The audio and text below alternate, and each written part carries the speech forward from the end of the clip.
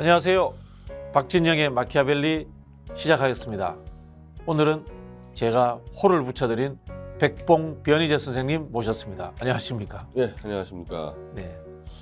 제가 백봉화를 참 많이 전파를 해서 네네. 이제 정말 이 사회 지도층들까지 제가 또 이름을 꺼내들면 우리 이 문제가 되는 정도의 지도층들이 많이 맡고 있는데 너무들 좋아해서 가지고 네네.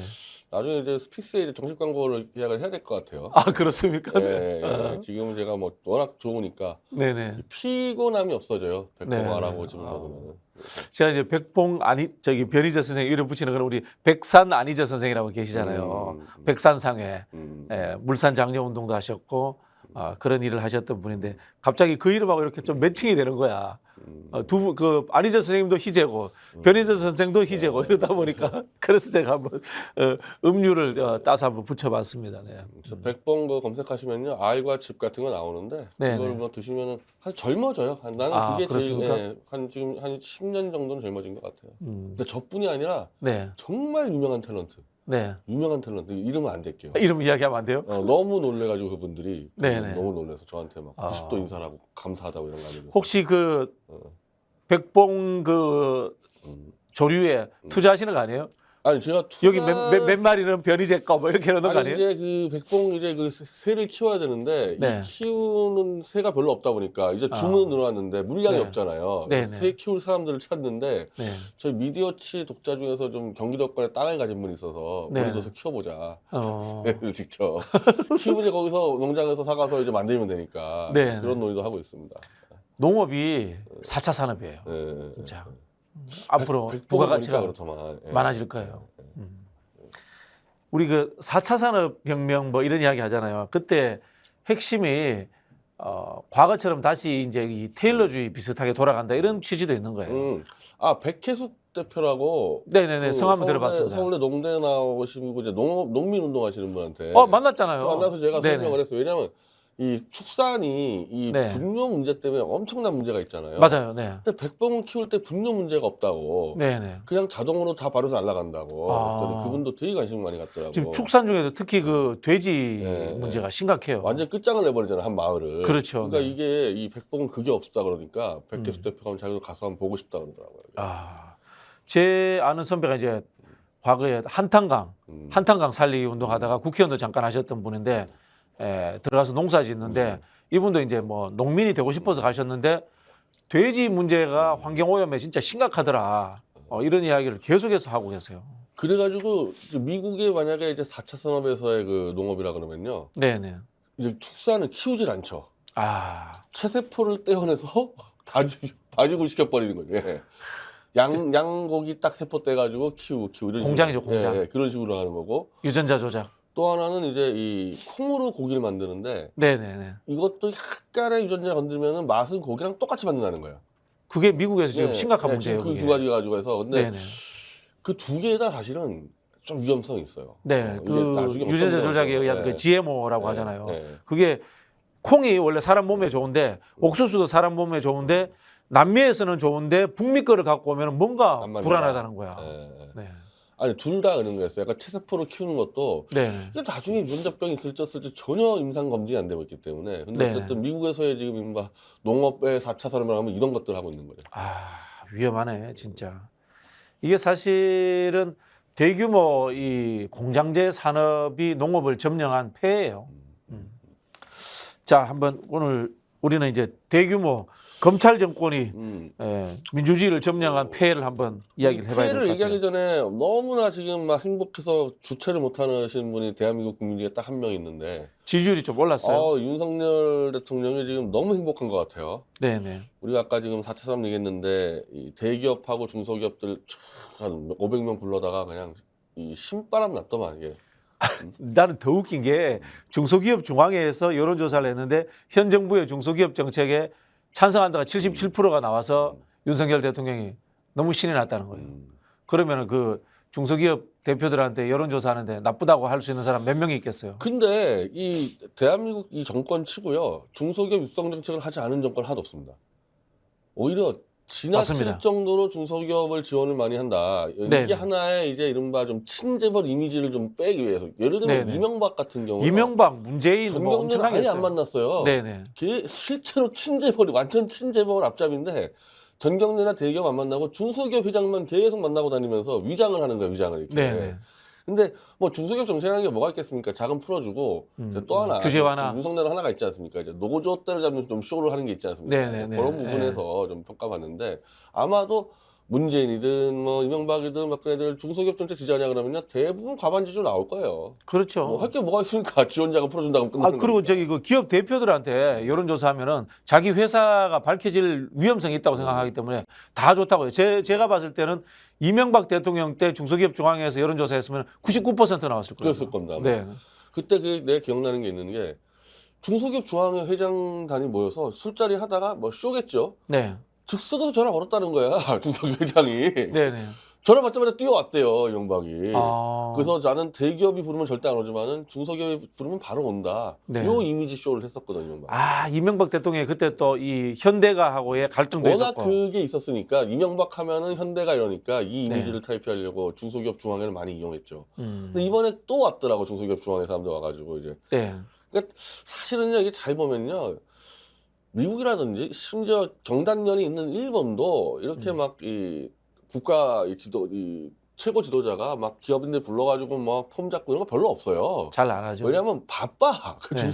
그 기업 회장들은 다 뭐 한국이나 일본이나 미국이나 다 글로벌 뛰어다니니까 바쁘기 때문에 그래서 불러도 오지 않고 이러는데 한국만 아직까지 그 문화가 남아 있어요. 왜냐하면 한국 기업 자체를 정권이 만든 게 워낙 많다 보니까 걱정일 때. 아니 생각을 해보면은 삼성이 이제 제조업 분야에서는 제가 알기로 삼성이 경제 순위가 이제 세계 한 18위, 19위 되는데 있었죠. 제조업 분야에서는 2, 3위예요. 테슬라 다음 삼성 수준일 거야 아마. 근데 윤석열 대통령이 부른다고 바로 뛰어간다? 이거는 의심이 될 수밖에 없어요. 그거 이제 그렇게 되면은 이제 글로벌 시각으로 뭔가 안 좋죠. 안 좋죠. 굉장히 안 좋게 보지. 네. 이제 저 뭐 약점 있어? 네, 이런 느낌 각 나와요. 글로벌 기업들이 막 전 세계 뛰는데 이 네. 한국 애들은 왜 대통령 전화 한 통 보면은 그냥 다 꼼짝 네네. 못하고 뭐냐, 네네. 뭐 유착된 거 있냐, 뭐 검찰에 걸린 거 있냐. 그런 이제 의심 가요. 네. 항상 그러면 이제 이른바 이제 사모펀드 같은 데서는 한국에서 보면 국가가 불법 지원한 거 있는 거 뒤져가지고 소송 걸어버리고 이렇게 되기 때문에 네네. 굉장히 안 좋은데 아직도 그 해외 순방 갈 때 기업인들을 쫙 끌고 갈 수 있는 나라는 지금 한국밖에 없습니다. 그 참 상상을 초월하는 일이기도 하고. 특히 이번에 또 이 최태원이 앞장서가지고 네네. 지금 최태원이 완전히 윤석열과 깐부 아닙니까 지금 거의 매달 만나잖아요. 그분은 문재인 정부 때도 오바해서 따라다니셨다고 그 비판받았던 그리고 이제 분인데. 이재용 회장이 또 이제 법에 걸려 있으니까 검찰에 많이 걸려 있으니까 계속 불려다니고. 네. 어쨌든 한국이 이제 이런 대기업 성장하는 과정이 이제 박정희 정권 집권하면서 그때 전경련을 만든 거거든요. 그렇죠. 기업인들 그냥 족쳐가지고 전경련 네네. 만들어버려서 그때부터 그 문화가 아직 남아 있어서 그런 얘기는 많이 해요. 일본이나 이쪽 그 기자들 만나면요, 한국 대통령 정말 할 만하다. 일본만 해도 야 기업 들어와면 안 오는데 안 오죠. 한국 쫙줄 세워가지고 해외 순방도 같이 다니잖아요. 네네. 그럼 가서 쫙 기업인들 풀어가지고 자기들 다 일 다 하고. 진짜 한국 대통령 할 만하다 그러는데 지금 윤석열 대통령이 여기에 취했어요. 네. 딱 보니까 여기에 취했는데 이게 사실은 한국 대통령이 다 고질적인 이 문제가 해외를 나가고 싶어하는. 일단 기업인들 끌고 나가고 네. 또 한국은요 전 세계에서 가장 많은 동포들이 나가 있는 나라예요. 쪽수는 중국이 제일 많은데 네. 다양하게 지금 700만 명이 나가 있거든요. 한민족이 700만 명? 700만 명이 나가 있어요. 그러면은 이 퍼센트는 한국이 제일 높아요 전 세계에서. 10%가 넘네. 그러니까 10% 없는 데 나가 있으니까 네네. 어딜 가도 한인회가 다 있는 거예요. 네네. 그럼 한인회는 또 난리가 나잖아요. 이 대통령 그렇죠. 온다 그러면은 이게 뭐 좌우를 떠나서 하여튼 막 좋은 거야. 내 나라 대통령 오니까. 그럼 막 흔들고 그러면은 거기에 그냥 헷가닥 확 가고 또 이제 외교에 또 이제 이 달인들 미국이나 일본 가면은 기시다 일어나 보면 뭐 바이든 보면은 데리고 놀잖아요. 노래 한 곡 시켜주고. 시켜주고 거의 도우미처럼 박수 그렇죠. 쳐주고 여기에 그냥 헷가닥 돌아가지고 네. 그럼 우리가 윤석열 대통령 치자 이거야. 밖에 가서 이렇게 막 박수 받고 최고의 노래 실력자라 하는데 한국에 딱 들어오면은 촛불 들고 너 나가라 하고 이제 이러면은 짜증 나는 거지. 아 이제. 그랬어요. 일부러 더 외국 많이 다니나요? 나중에 보면요, 이 네. 한국 대통령들이요, 나중에 5년차 가잖아요. 네. 계속 외국 다닙니다. 아. 안 들어와요, 안 들어와. 안 들어와. 왜냐면 임기 만년차 가면은 되게 지지율이 30~40%대로 폭락하잖아요. 네네. 그럼 밖에 나가면 여전히 대우받아. 네. 한국만 들어오면은 이제 그냥 뭐 찬밥 신세 되니까 안 들어온다니까. 특히 이제 외국 나가면 미중일이 기업인들이 많아요. 한국에서. 근데 유럽 쪽에 가면은 기업인들은 별로 없어. 유학생들이라든가 주재원들 이런 분들이기 때문에 와서 막 열렬히 환영하고 이런 분위기도 아니고 뭔가 좀 정부에 대해서 비판적이야. 네. 그런 느낌이 있어요, 가보면. 윤석열 대통령이 이제 이 기업인들 또 500명 모아놓고, 또 기업인들이 또 이 한국 기업들은 아부아첨에 또 이제 달인들 아닙니까? 그래서 네. 해외에 이렇게 나가시는데 힘드시지 않느냐 물어보니까 이제 해외에서는 스트레스가 없다. 한마디로 국내에서 스트레스가 꽉 차 있다는 거잖아요. 네, 네. 해외 스트레스가 없고. 네. 근데 이게 원래 한 5년 차에 나타나야 되는데 네. 2년 차에 이 현상이 나타나면요. 곧 끝날 모양인데요. 계속 나가는 거죠. 이제 계속 나가는 거고 이제 뭐 김건희 또 얼마나 좋아합니까? 나가서 이제 패션쇼하고 이러면 계속 나가는 거예요, 이러면은.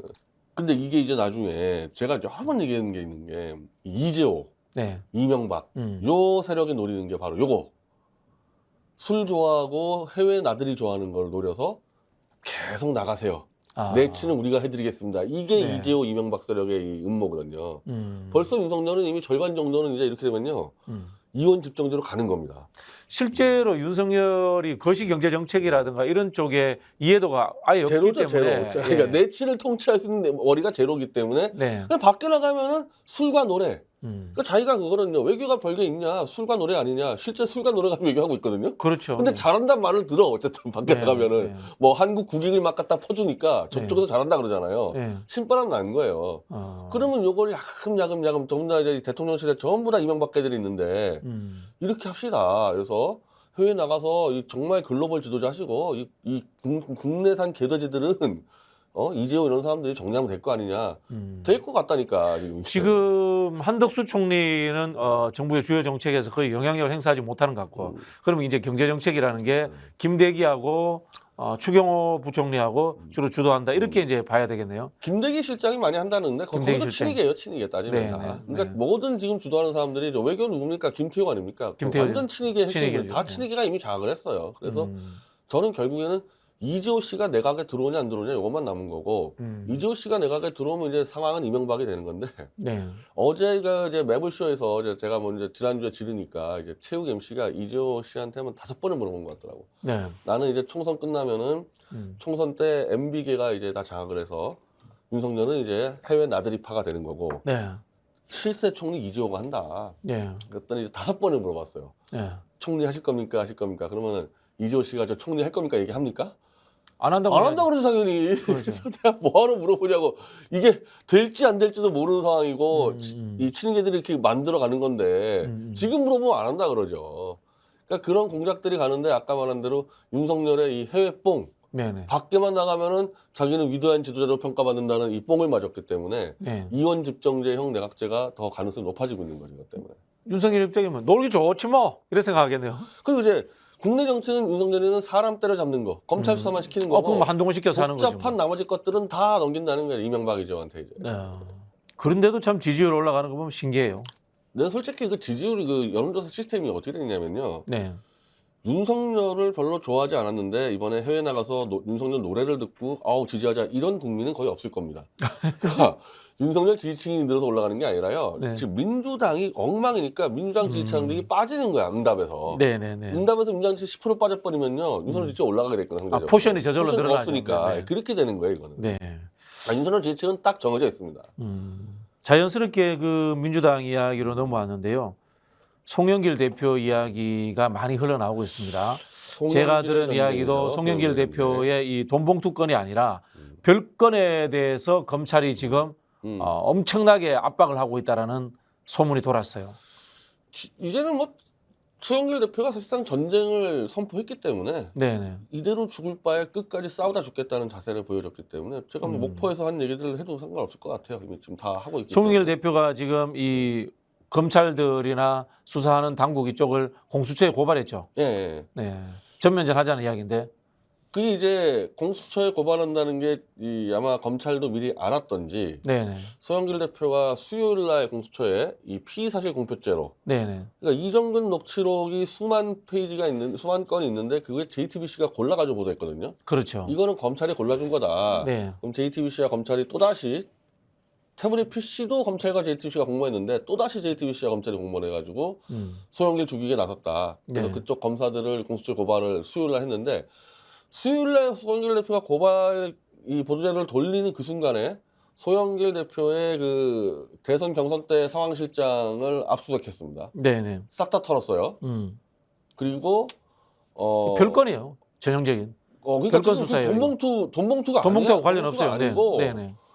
그 상황실장이 뭐냐면은 콜센터를 운영했다는 거야. 근데 우리는 네네. 이제 요즘에 선거를 해보신 분 알겠지만요. 국회의원 경선이든 뭐 국회의원 선거든 이 사무실에 한 전화를 거는 걸 10대를 설치하고 네네. 아주머니들 그 알바 써가지고 예, 그렇죠. 전화를 하는 거예요. 네네. 그러니까 옛날 특히 요즘에 코로나 때문에 이게 안 되니까 방문이 다 그렇게 선거 치르거든요.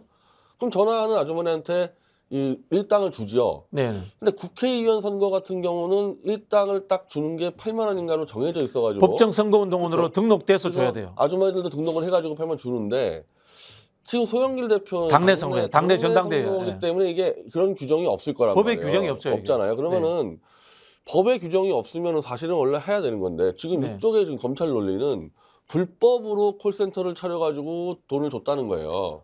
불법 콜센터라는 개념이 이게 작동이 안 되는 법 게 자체가 여기 없으니까. 없어요. 당내 선거에는 이런 규정이 없어요. 그러니까 불법이라는 게요. 이게 양면성이 있는 게 법이 없으니까 하지 말라 그러는 게 있고 법이 없으니까 해도 된다는 게 있는데 지금 검찰은 이걸 얘기하는 거야. 제 느낌에는 이걸 국회의원 선거법에 공직선거법에 준용해가지고 당내 선거도 똑같이 적용해서 처벌하겠다 이런 식으로 그런 끌고 식으로 갈것 가는데 같아요. 근데 이게 원래는 사실은 법이 없으면 해도 되는 게 원칙인데 그렇죠, 지금, 네. 지금 검찰은 반대로 해석하고 있는 겁니다. 이거 야, 법이 없으니까 이거 하지 정말 마라. 나쁜 행동이야. 그리고 이거. 그러면은 지금 국민의힘 전당대회 열었지 않습니까? 김기현부터 뭐 네네. 한교안 나왔을 때 이 사람들 콜센터 안 열었을까? 그쪽 사람들 전화 저도 받았어요. 아니 콜센터는 이제 기본이잖아요. 기본이죠. 기본 콜센터를. 네. 지금 검찰이 발표한 내용은 콜센터를 만들어서 불법적으로 그 뭐 비용을 지불했다 이런 10대를 뜻이겠나. 지불했다. 네.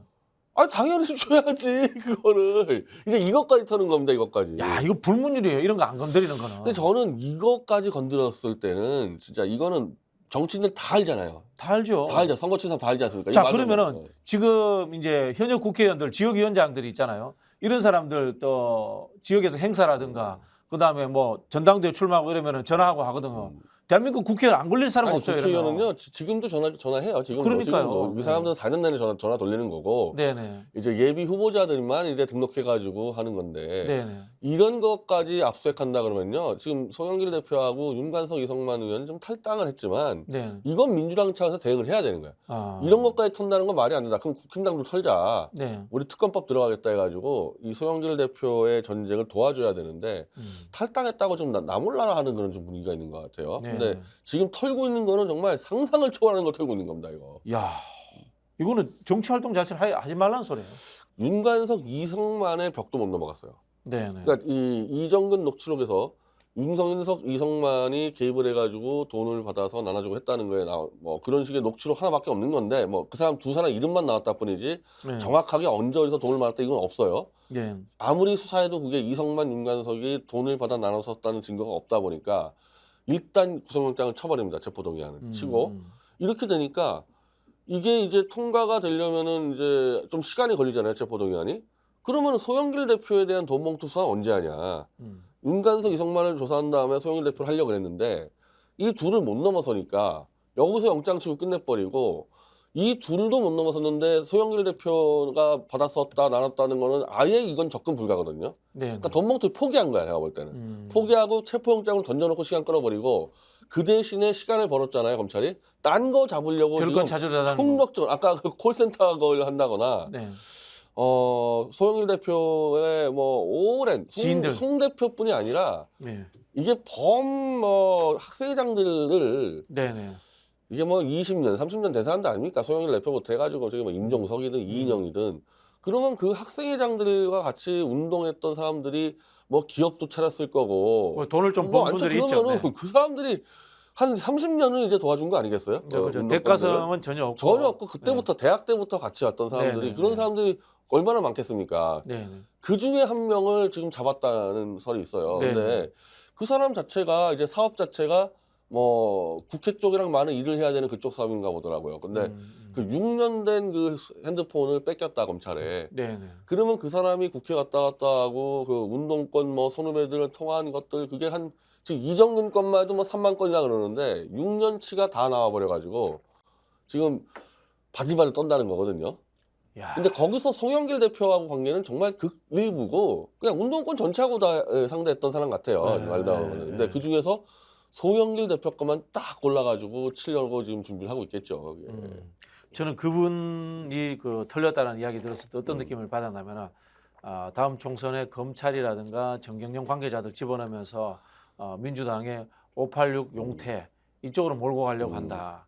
나름대로 자기들도 이제 시대 분위기를 읽었다. 그걸 가지고 이제 전략을 짜지 않겠느냐. 그런 생각이 들어요. 그러니까 일단은 그걸로 송영길 대표를 잡는데 악용을 하고 그렇죠. 네. 또 다 갖고 있으니까 총선 때까지 또 누굴 잡을지 모르는 뭐 거야 이거는. 필요할 때마다 하나씩 꺼내는 거죠. 이정근 가지고 꺼내고 있듯이. 네네. 그래서 여기서 이제 우리가 중요하게 봐야 될 거는 이거는 정상적인 수사가 아니다. 정상적인 수사가 아니고. 이건 그 어떤 정권 아무리 검찰을 악용하고 장악했어도 이런 식으로 뭐 건 하나 잡아가지고 치는 경우 봤지만은 사람하고 세력을 놓고 이놈들 죽을 때까지 털겠다 이런 건 정말 최초입니다. 이거 건국 이래 최초예요. 네. 박정희 때도 이렇게 안 했습니다. 이렇게 안 했어요. 이건 전쟁이에요, 전쟁.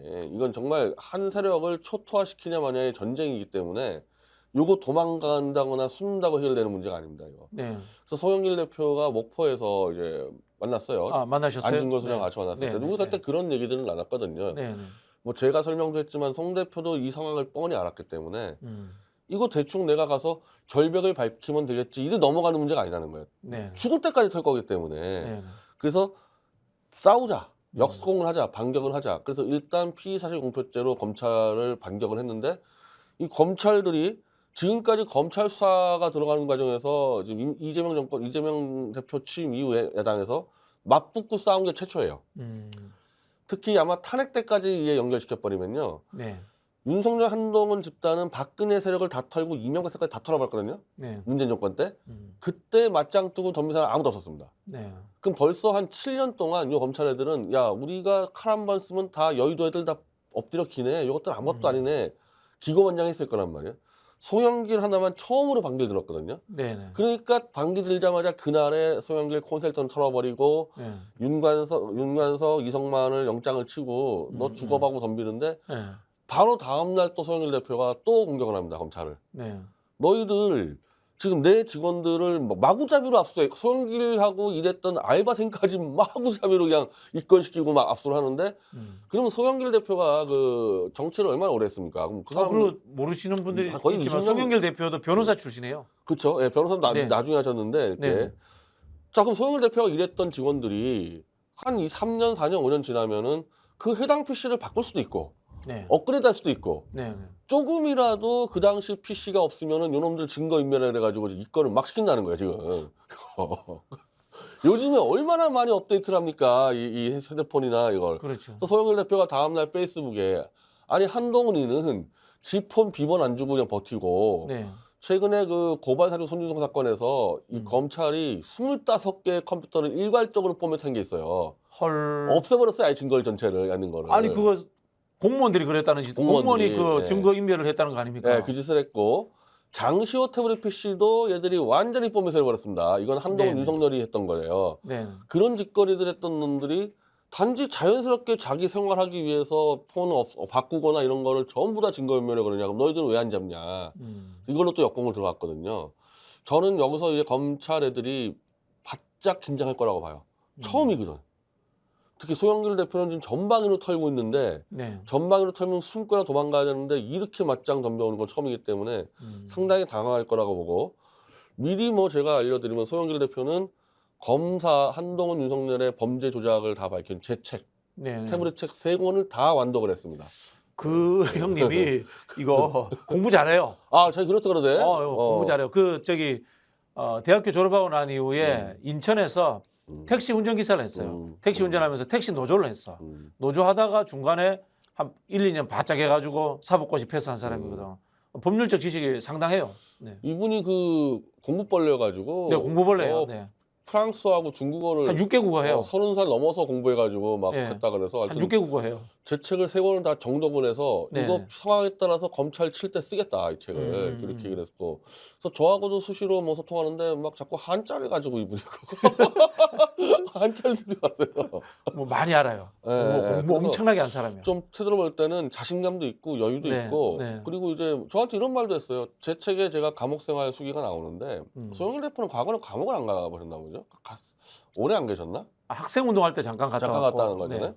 저는 1년 동안 갔다 온 그 수기가 내 책에 있는데 제 책을 다 수기를 읽었대요. 그래서 아 이거 뭐 변희재도 감옥 가서 견디는데 나야 뭐 그거 못하겠냐 까짓 거 감옥 가면은 그래서 각오도 돼 있고 좀 스타일이 뭐라고 해야 되겠나? 이 뭔가를 재산을 축적한다거나 이런 스타일이 아니고 그냥 뭐래도 온데 이제 돌아다니면서 이거 하고 싶고 저거 하고 싶은 게 많은 사람이야. 송영길 대표 스타일이. 근데 좀 본인 입장에서 봤으면은 자 광역시장 했죠, 국회의원 했죠, 당 대표 했죠. 본인 입장에서 이제 남은 거는 이제 큰 꿈밖에 없지 않겠어요, 그죠? 그런 상황에서 큰 꿈을 위해서 달려가는데 뭐 윤석열하고 싸우다가 막 감옥 한번 가지 뭐 이런 생각할 수도 있는 그 분이에요. 제가 실방에서 제 실방에서 이랬는데 아니 윤석열 한동훈 정권이 무자비하고 폭력적이나 그런 말 좀 하지 마라. 얘들이 아무리 날뛰어도 할 수 있는 것은 감옥 보내는 거 이상 없다. 네. 감옥 보내서 때립니까? 아니 뭐, 옛날 뭐, 군사정권처럼 뭐 이렇게 죽이진 않지. 뭐 땅에 파묻고 밥을 안 줍니까? 네. 감옥 가서 그냥 대우받고 나오는 것밖에 없는 거예요. 할 줄 아는 건 감옥 보내는 거 이상 없다니까. 옛날처럼 뭐 전기 고문을 합니까? 뭐 때립니까? 네, 네, 안 때리잖아요. 음. 그러면은 소영 대표도 감옥 가서 또 싸우면 돼요. 감옥 간다 네. 끝나는 게 아니에요. 더 좋아요 싸우기. 시간도 많겠다. 그렇습니까? 계속해서 서신으로 쳐가지고 싸울 수 있는 거고. 네. 그리고 뭐 진짜 막말로 검찰이 강압 수사한다고 하면 강압 수사를 왜 받고 있습니까? 같이 싸우면 되지. 저도 제가 수사 받을 때 검사가 막 일어나가지고 막 소리 질러서 제가 컵을 들었어요. 너 앉으라고. 그래서 혹시라도 또 나는 없다고 보는데 누가 고문한다고 하면 고문을 왜 당합니까? 때리면 되지 같이. 그래서 겁먹지 말라는 거야. 이 정권은 어떤 정권이냐? 공무원 정권이다. 맞습니다. 공무원 출신들이잖아요. 검사들이. 맞습니다. 그것도 우리가 흔히 알고 있는 성실한 공무원들이 아니라 지 출세를 위해서 자기 사리사욕 채우고 조작하고 날조하는 이런 나쁜 공무원 집단 아닙니까? 그렇죠. 얘들이 뭘 해요 하기는. 우리 뭐 중고등학교 다닐 때 보면은 앞자리에 앉아가지고 반이야 어떻게 돌아가든 말든 나는 좋은 대학 가서 출세하겠지 하는 이런 사람들이 모여서 만든 정권이에요. 그러니까 무슨 이념이 있긴 합니까? 뭐가 있어요? 원칙이 있긴 합니까? 네. 이념으로 뭉친 집단은 목에 칼이 들어와도 덤비는 기질이 있는데 얘네들은요 자기 출세길 맡기면 바로 무너질 애들이에요. 올해 안에 무너집니다. 올해 안에. 그러니까 겁을 먹지 않는 게 제일 중요한데 나는 이게 논객들이 나와서 얘기할 때 자꾸 윤석열은 너무 포악스럽다. 이게 오히려 역효과를 내. 아무것도 아닌 인간인데 그래서 뭐 무슨 탱크를 동원해가지고 뭐 학살할 거다. 그런 짓을 하려면요. 그런 스타일들은 뭐냐. 예술가 출신들이 그런 짓을 합니다. 주로. 공무원 따위가 뭘 탱크를 몰고 와요. 탱크를 몰고 오기는. 그 뭐 전두환이나 돼야 하는 거지. 아니 전두환도 안 돼. 육사 출신도 못해 그런 거는. 그건 주로 예술가들이 한다니까. 예술가들이 하는 히틀러라든지 히틀러. 그 네로라든지 스탈린이라든지 그런 스타일이 하는 거지. 네. 이런 공무원은 절대 못해요. 그러니까 겁먹지 말고 싸우다가 최악의 경우도 감옥밖에 더 가냐 이겁니다. 그리고 감옥 가면 정말 잘해줍니다. 잘해줘요. 그렇습니까? 네. 그 어차피 감옥 가면 VIP 대우 받고 윤석열 정권 무너지면 무조건 나오는 거니까. 권 대표님 그 감옥 가면 잘해준다 그 이야기를 김용민 목사님한테 너무 과하게 하신 거 아니에요? 감옥 가면 김용민 목사는 지금 가는 것에 대해서 뭐 두려움이 없는 게 아니라 좋아해 뭐 이런 느낌까지 가고 있어요 지금. 아니 사실은 어차피 윤석열 정권을 무너뜨리려고 마음먹었으면 감옥 가는 게 좋죠. 그래야지 나중에 판돈도 커지고 민주화 투사 민주화 되고 어디 것도 많고 이왕 이렇게 됐으면은.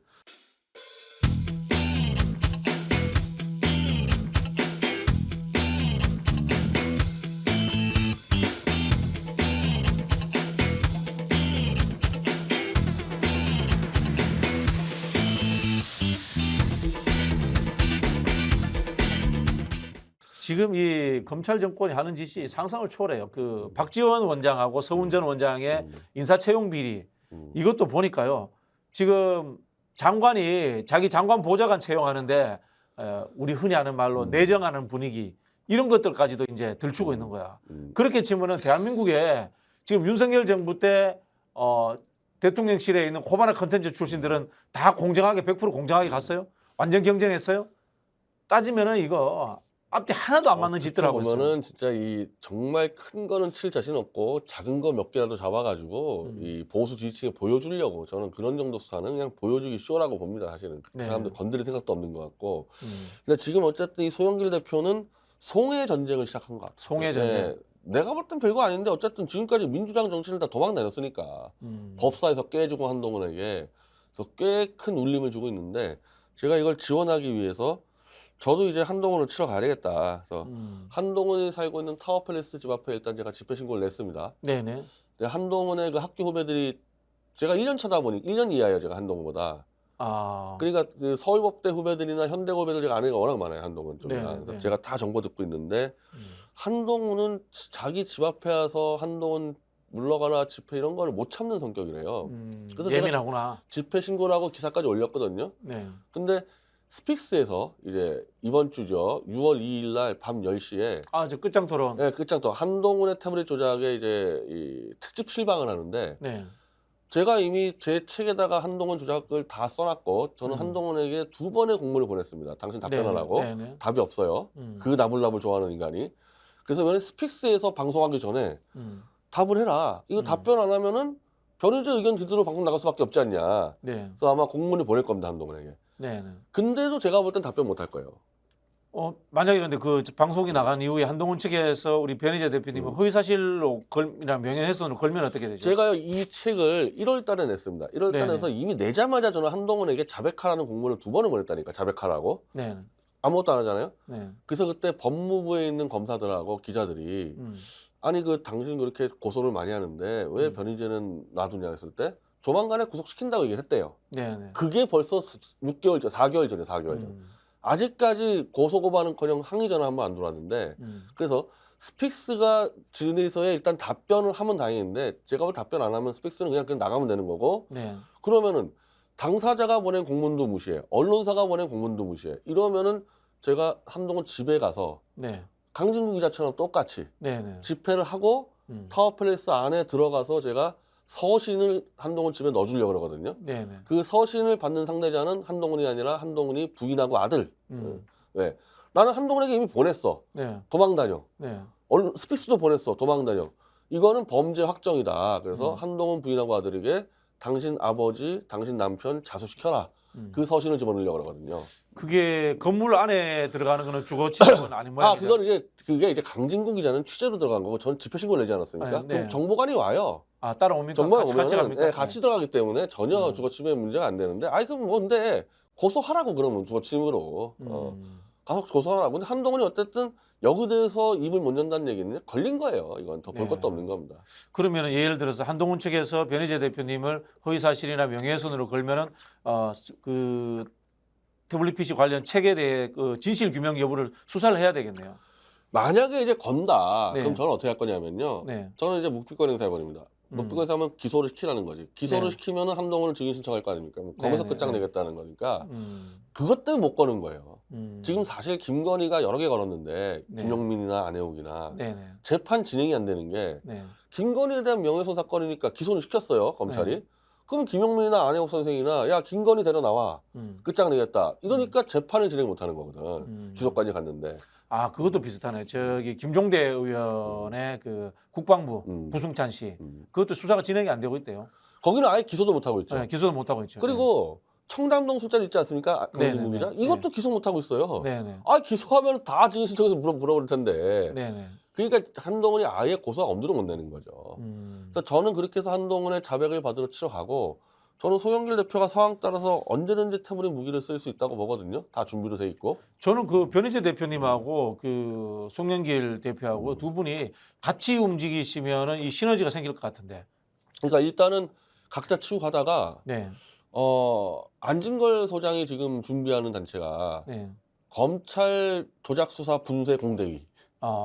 그러니까 우리가 촛불 집회라면은 윤석열 퇴진 얘기하는데 네. 퇴진에 앞서 일단 검찰을 때려잡아야 되겠다. 이 검찰의 칼을 뺏지 않고는 윤석열이 퇴진이 안 되니까 검찰과 들이받고 싸우는 범국민 공대를 만들어가지고 여기서 일단 송영길부터 김남국 같이 지금 막 검찰에 막 당하는 사람들도 우리가 보호해주고 그리고 제가 잡은 뭐 태블릿 이제 이 조작 사건도 터트려주고 그런 기구를 만들거든요. 그러니까 저하고 소영길 둘이 하는 게 아니라 이제 검찰하고 싸우는 조직을 만들어서 네네. 검찰을 끝장내면 윤석열이 끝장나는 겁니다. 변희재 대표님은 검찰 내부에 이제 실제로 어쨌든 간에 양심적인 사람이 한둘은 있을 거 아니에요, 그죠? 많죠. 예, 그런 사람들을 통해서 이제 검찰 내부에 분열이 일어난다. 그리고 그 내부 고발자에 의해서 사실관계가 밝혀진다. 그리고 재판부가 이걸 받아들여진다. 그래서 검찰 정권이 무너진다. 이렇게 지금 이 경로를 아니, 잡고 만약에 계시네요. 이제 이 소영길 대표하고 맞붙기 시작하면요. 네. 저는 꽤 많은 정치인들이 검찰하고 붙을 수도 있구나 이렇게 네. 되면요 이제 무기를 이제 태블릿 무기를 많이 들 거예요. 그때도 박진영이 설명했지만은 야 이거 태블릿 들고 한동안하고 싸우다가 죽는 거 아니냐는 공포가 있다면서요. 제가 그 네. 법사위 의원들한테 몇 명 이야기해봤어요. 좀 도와달라고. 네. 그러니까 소영길 대표 같이 막 싸워도 되는구나. 그리고 네. 혹시라도 감옥 끌려가도 또 싸울 거 아닙니까 감옥에서 네. 할 수 있구나 이게 되면요 막 싸우기 시작하면요 태블릿 PC는 조작에 가담한 사람이 너무 많아서 그 중에 약간 가담한 사람이 있어. 그냥 이름만 빌려줘. 이런 사람들이 이제 자백할 가능성이 높고 우리가 조작한 사람마다 전부 다 민사에 걸어놔가지고 네. 민사 재판에서는 다 벼랑 끝에 몰려 있습니다. 거기서 민사에서 깨질 수도 있고 네. 또 이제 JTBC 내부나 검찰 내부에서 요걸 지켜보고 있던 양심 세력들 이대로 네. 가면 죽는구나 해서 나올 수도 있고. 자, 여기서 뜬금없는 질문 하나 드릴게요. 그 손석희 사장이나 홍석현 회장은 어떻게 됩니까? 관련성이 어느 정도라고 지금 짐작을 하세요? 저는 손석희 사장은 읽었을 뿐이라고 보고 있어요. 읽었을 뿐이다. 네, 그건 딴데 왜냐면 손석희 사장은 그 중앙일보 출신도 아니고 네. 그거 믿을 수도 없다. 그래서 아마 읽었을 뿐이라고 보는데 지금 입 다물고 있는데 지금 이 JTBC가 이제 이 상황을 다 알고 있습니다. 네. 왜 자기들 언론사 존폐 문제가 걸렸는데 이걸 모르겠어요? 한동훈이가 꼼짝 못하는 거를 보고 그 JTBC 이 부장들이 등산을 가는데 거기에 이제 JTBC 출신이 이제 봉지욱 기자가 같이 갔대요. 네네. 뉴스타파에 있는 기자인데 네네. 그 얘기 나왔다는 거야. 야 한동훈이 저거 입만 내면 고소하는 애가 왜 변희재한테 고소 못하냐. 그래서 그 당시 분위기가 이건 걸렸구나 태블릿 조작. 그런 식으로 얘기가 흘렀다는 건데 JTBC가 지난주에 보도 부문을 폐지하겠다는 게 찌라시에 떴어요. 근데 그것도 이해가 안 되는 게 보통 이 경영상의 문제라면 보도 부분이 제일 돈 안 드는 부분이에요. 예능이나 오락 부분이 돈이 많이 들지. 아니 우리 종편에서 그러니까 KBS 같이 기자가 한 600명, 700명 돌아가는 건 모르겠는데 네. 종편의 기자들이 계속 줄었습니다. 네. 100명 안쪽으로 다 100명 안쪽이에요. 안쪽으로 100명 줄어서 그 100명보다 더 줄이려고 그래 지금. 네. 왜냐하면 네. 이런 같이 이제 우리 같은 사람들 이제 건달들 내세워서 네. 한 20만 원 주고 출연료 20만 원 주면서 1시간 떠들어. 그러면 네. 그 무슨 돈이 든다고 그게. 이 제작비가 뭐가 들겠어요. 그래서 네. 만약에 이게 종편의 JTBC 경영이 어려면요. 다 예능 드라마 가지고 과다 그렇죠. 출연 경쟁을 끝장났기 때문에 그렇죠. 네. 그걸 줄이고 보도 채널 가지고 얼마나 운영 가능해요. 그렇죠. 지금 YTN이 흑자입니다. 네. 네. YTN이 흑자예요. 보도밖에 안 하잖아. YTN은요 기자를 왕창 줄이고 이거 완전히 그냥 때우는 거야 만담으로. 그렇지. 네. 그게 말이 안 되니까 이제 JTBC 기자들이 술렁 있는 거죠. 네네. 아니 우리가 열심히 해가지고 돈을 벌었는데 예능하고 드라마에 까먹은 다음에 우리를 자르냐. 네. 그러니까 결국에는 이거 태블릿 PC 걸렸구나. 이게 걸렸다고 치면요 JTBC 종편은 폐지되는 게 맞겠지 않습니까? 네. 그러니까 종편이라는 게 딴 게 아니라요 보도 채널이야. 우리가 하는 YTN은 보도만 하는 거고 네. 채널A나 TV조선이나 JTBC는 보도 플러스 알파 해가지고 예능 갖다 붙이는 건데 네. 결국 종편을 안 하겠다는 얘기는 보도의 허가권을 반납하겠다는 얘기거든요. 그럼 JTBC 입장에서는 보도를 없애버리면요 제가 이제 찾아가서 책임을 물을 거 아닙니까? 그러면 JTBC하고 중앙일보는 우리 그거 없어졌어. 내가 누구한테 책임 묻냐 이거지. 이렇게 되면은. 그래서 지금 없애겠다는 난리를 치는 거거든요. 네. 그래서 꼬리 자르기 한다. 그래서 제가 이제 그쪽 기자들에게 접촉을 해서 우리 미디어 독자들이 매주 집 앞에서 집회를 하는 게 야, 조작에 가담한 기자가 한 10명도 안 되는데 너희 같은 성실한 기자들이 다 길거리 쫓겨나게 생겼다. 이놈들 때문에. 니네가 스스로 태블릿 책을 사보고 니네가 정정보도 해라. 네. 그래서 홍석현 일가를 쫓아내자 JTBC에서 그런 집회를 하고 있어요 저희가. 혹시 태블릿 PC 이게 MBC나 이 공중파에서는 보도가 된 적이 있나요? 그 MBC는 솔직히 제가 태블릿 PC 진실 투쟁할 때 완전 JTBC가 유착해가지고 저를 음해하는 기사를 엄청 썼습니다. 예. 그 세력이 그대로 있어요. 근데 MBC가 보니까 탐사 보도가 생각보다 깊이는 없더라고요. 아니면 뭐 깊이를 떠나서 네. MBC는 저한테 사과 정정해야 돼요. 예. 저를 완전히 그냥 허위사실 유포꾼으로 음해한 보도가 몇 개가 있었는데 제가 언론중재위에 정정보도 신청을 하면 가면요. MBC 나와 담당 부장이 네. 제 말이 맞으면은 정정을 해야 되는데 죽었다 깨도 항변도 못하면서 죽었다 깨도 안 하겠다. 저는 솔직히 저 MBC 집단대에서 지금 윤석열이 MBC 탄압하는 것에서 반대하지만요. 그 내부의 그 이른바 노조 중심되는 그 사람들이요. 저는 정치 집단으로 봐요. 언론 집단이면요. 틀린 거를 정정할 수 있어야 돼요. 정치 집단은 틀린 것도 은폐하고 가지 않습니까? MBC가 최소한 태블릿 PC 대에서는 그렇게 하고 있어요. 사실 그 당시 취재됐던 것들도 JTBC가 주도했지 MBC 같은 경우에는 JTBC 걸 받아가지고 주로 기사를 그러니까 받아서 했거든요. 기다리니까 네. 자기들은 나하고 JTBC가 싸우면은 중간에서 봐야 될 거 아닙니까? 네, 그래서 네. JTBC가 한창 싸우고 있는데 네. MBC가 밀고 들어와서 저를 공격하는 걸 계속 기획을 냈단 말이에요. 그러니까 음. 이걸 이제 정정을 제가 요구하고 있는 거죠. 알겠습니다. 우리 이제 송영길 대표 이야기를 좀 해봤는데요. 근데 민주당은 참 답답해요. 지금 이제 이거 하다가 뭐 얘기가 검찰 조건을 더 길게 하게 됐는데 자 이러면 송영길 대표가 이제 한마디로 홀로 싸움으로 들어간 거 홀로 아닙니까? 싸우는 거죠. 네. 아니 그 민주당이 백업할 수 있는 게 너무 많아 할 수 있는 게. 네. 자 송영길 대표가 피의사실 공표죄로 고발해놨어요 검사들을 공수처에다가. 네. 그거 수사 안 합니다. 네. 공수처도 이미 윤석열이 장악을 해서요. 저도 공수처에 2건을 넣었어요. 태블릿 1PC, 2PC 수사 안 해요. 네. 그러면은 뻔하니까 그럼 민주당에서 지금 169명 아닙니까? 그러면 송영길 대표가 검찰을 고소하는 건 바이 건마다 특검법으로 계속 입법 발의가 들어가줘야 되거든. 네. 네. 그거 뭐가 어렵습니까? 10명만 사인하면 되는 건데.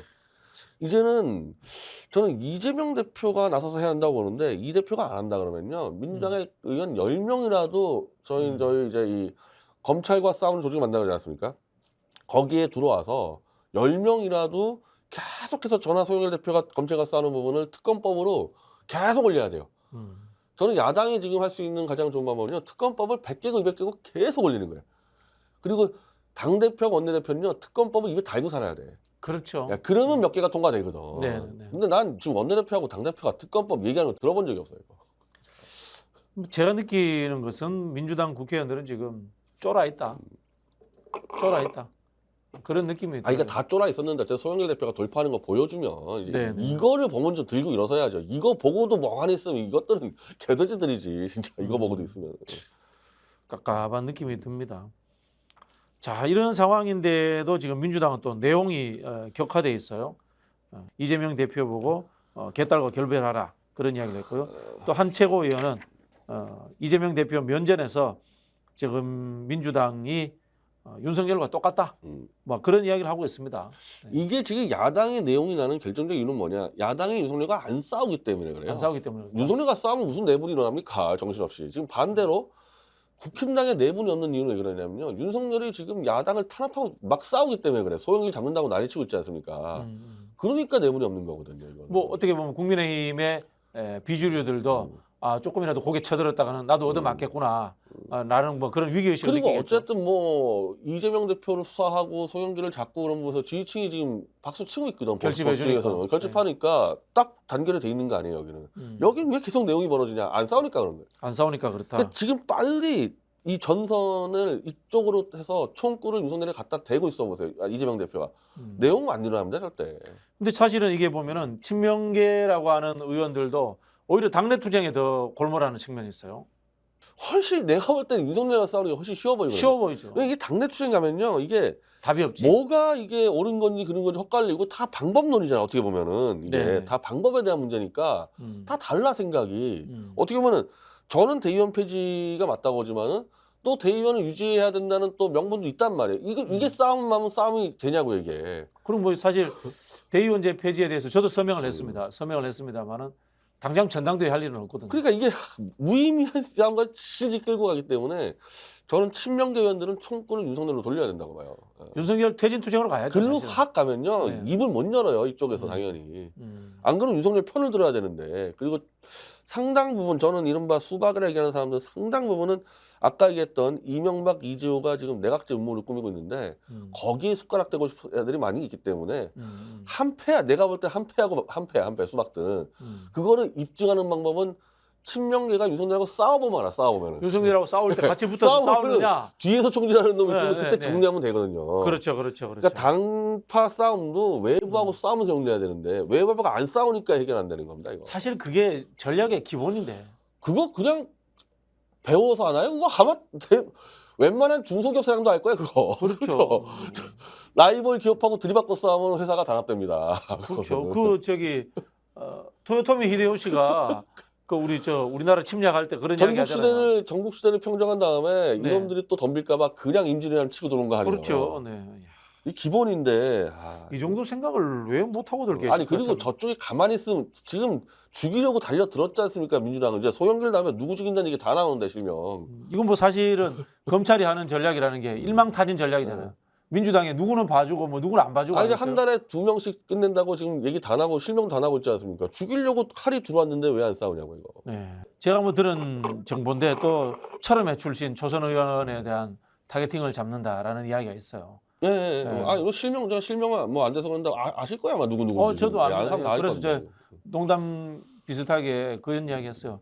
건드리면은 천막 친다. 그냥 안 했는다 우리도 이번에. 그러니까 심지어 이제 수사상으로는 안 되는 수사는 할 게 없는데 그냥 뒤지다 보니까 나온 이 사생활까지도 이제 터뜨리겠다 그거 아닙니까? 폭로시켜 버리겠다는 거 아니에요? 야 이게 옛날에 그 안기부가 하던 짓이에요. 이거 중앙정보부가 하던 짓을 검찰이 그대로 하고 있는 거야. 정권 차원에서 정권 차원. 정권 차원에서 하고 있는 거고 지금 그 검찰에서 범정이라고 합니까? 범죄정보기획과 그것도 다시 한다는 거 아니에요. 그러면 기획수사 엄청나게 하겠다는 뜻이죠 이게.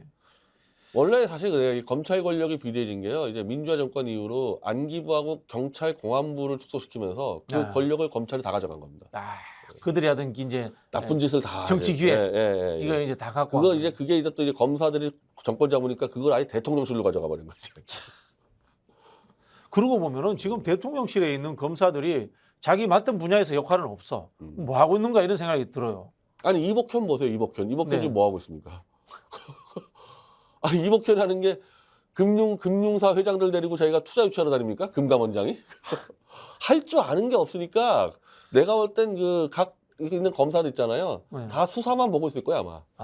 할 줄 아는 게 없잖아요. 이복현이가 아마 금감위 가서 회의도 안 될 걸? 못 알아들어요 그거. 또 쉽지 않아요. 그쪽도 금융 모피아 들여가지고 네네네. 그 카르텔 있는데 네네. 이복현 상대해 주겠어요? 제가 예전에 저도 이제 뭐 그래도 지방자치 경제 공부 좀 했다고 민생경제 뭐 이런 거 했는데 옛날에 그 저기 김종인하고 이런 분들이 있을 때 회의 들어가 보니까 잘 모르겠더라고.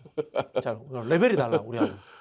알겠습니다. 자 마지막으로 우리 변희재 대표님은 그러면은 어떻게 하실 겁니까? 이 민주당 내용 문제는 사실 변희재 대표님이 의미가 없고 개입할 부분이 없는 거고 결국은 이 검찰 관련 부안 윤석열 투쟁인데 그렇죠. 검찰과 싸움 조직 만들어서 네. 총력전 펼쳐서 송영길 대표의 역할에 따라서 저는 빨리 끝낼 수 있다. 내가 볼 때 검찰은 가장 취약한 집단이거든요. 아까 얘기했던 그 예술가 애들, 히틀러나 저런 애들이나 네. 아니면 육사 출신들이나 운동권 출신들이나 이명박 같은 저 기업가 출신들에 비해서도 검사 집단은 가장 취약한 사람들이다. 용기도 없고 그 원칙도 없고 명분도 없고 단합심도 없고 그래서 초장에 무너질 수 있어요.